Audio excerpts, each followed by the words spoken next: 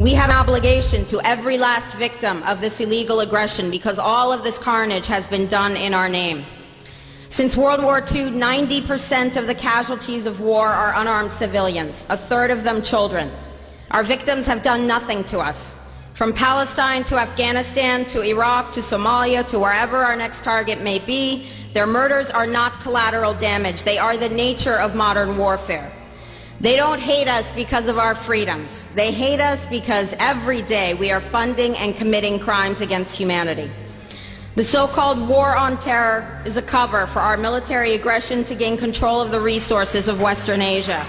This is sending the poor of this country to kill the poor of those Muslim countries. This is trading blood for oil. This is genocide, and to most of the world, we are the terrorists. In these times, remaining silent on our responsibility to the world and its future is criminal. And in light of our complicity in the supreme crimes against humanity in Iraq and Afghanistan, and ongoing violations of the UN Charter and international law, how dare any American criticize the actions of legitimate resistance to illegal occupation? Our so-called enemies in Afghanistan, Iraq, Palestine, our other colonies around the world, and our inner cities here at home are struggling against the oppressive hand of empire, demanding respect for their humanity. They are labeled insurgents or terrorists for resisting rape and pillage by the white establishment, but they are our brothers and sisters in the struggle for justice. The civilians at the other end of our weapons don't have a choice, but American soldiers have choices. And while there may have been some doubt 5 years ago, today we know the truth. Our soldiers don't sacrifice for duty, honor, country. They sacrifice for Kellogg, Brown, and Root.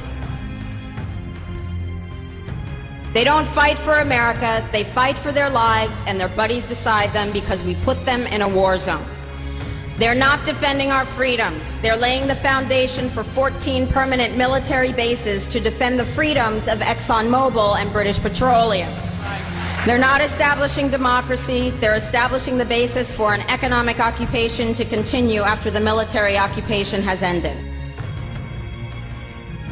Iraqi society today, thanks to American help, is defined by house raids, death squads, checkpoints, detentions, curfews, blood in the streets, and constant violence. We must dare to speak out in support of the Iraqi people who resist and endure the horrific existence we brought upon them through our bloodthirsty imperial crusade.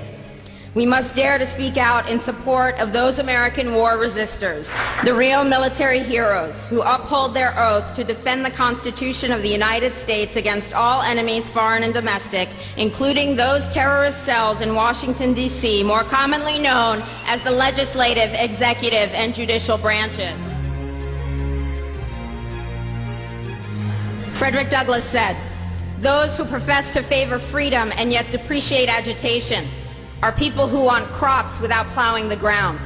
They want rain without thunder and lightning. They want the ocean without the roar of its many waters." The struggle may be a moral one, or it may be a physical one, or it may be both, but it must be a struggle. Power concedes nothing without a demand. It never has, and it never will. Every one of us must keep demanding, keep fighting, keep thundering, keep plowing, keep speaking, keep struggling until justice is served. No justice, no peace.